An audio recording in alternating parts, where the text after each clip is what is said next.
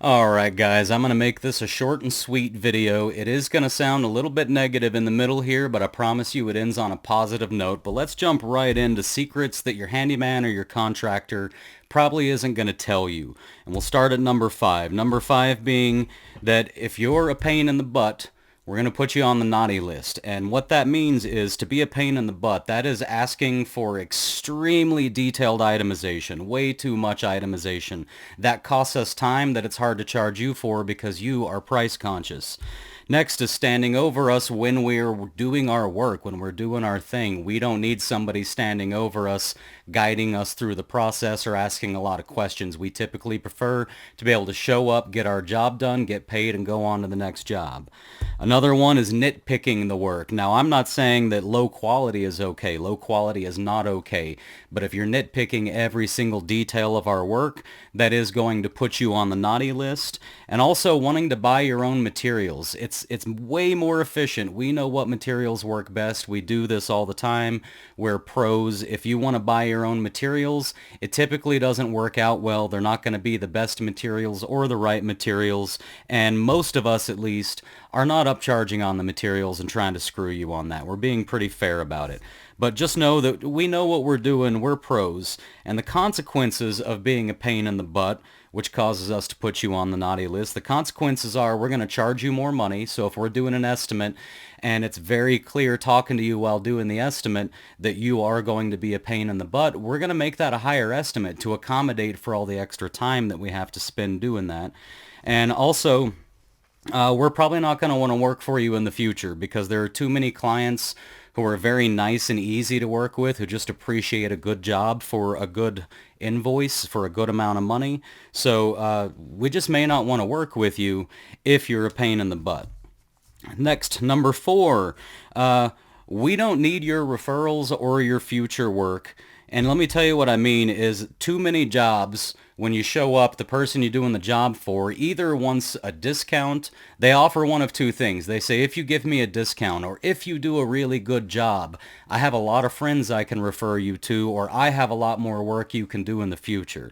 And to the good ones like me, to us, that feels a little bit manipulative and disrespectful. And the reason it does is because I'm going to do a good job regardless. I'm going to do a good job and I'm going to give you a fair price regardless of whether you have friends that you can refer me to or you have future work for me. So go ahead and just refer me out if you liked my service and don't refer me out if you don't.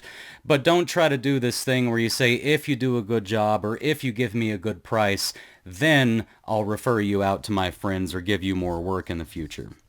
Next, number 3, we probably make more money than you, and I know that's hard to deal with, but if it's not okay, at least on an hourly basis, and you got to remember, we have a lot of work we have to do to keep this business running and to keep you taken care of that you don't see.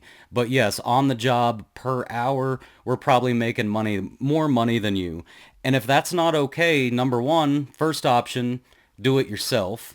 Number 2, second option, is going to be hire an 8-year-old, because I can't speak for all 8-year-olds, but my 8-year-old can change your toilet fill valve. He's done it. I've taught him how to do it, and it wasn't hard for him. So if you don't want to pay our rates, do it yourself, or you can hire an 8-year-old. But don't forget, all of this work is super easy. So easy an 8-year-old can do half of it. So for you to hire somebody else to do work that you could do yourself very easily, that's a luxury. So if you don't like the prices, just do it yourself or hire somebody cheaper. And by the way, we're okay with you hiring somebody cheaper. We know you're going to get what you pay for. Number 4, if you hire me specifically, to work on your toilet, and I show up and your toilet is covered in a bunch of stinky, nasty piss, and I have to work on your toilet while smelling your piss and looking at your piss, you're not a good human being. Don't ever call me again. It's just disgusting, guys. I don't know why that seems to be the thing, but it is so rare for anyone to clean their toilet before I come over. I don't want to touch your piss, I don't want to smell your piss, and I don't want to see your piss, and I wouldn't make you touch, smell, or see my piss if you were coming over to work on my toilet. And finally, take it on a positive note. Guys, you have to understand, up until about 5 minutes ago, the handyman was a second-class citizen. The handyman was the unskilled guy who couldn't get his act together down the road. Up until about 5 minutes ago, guys.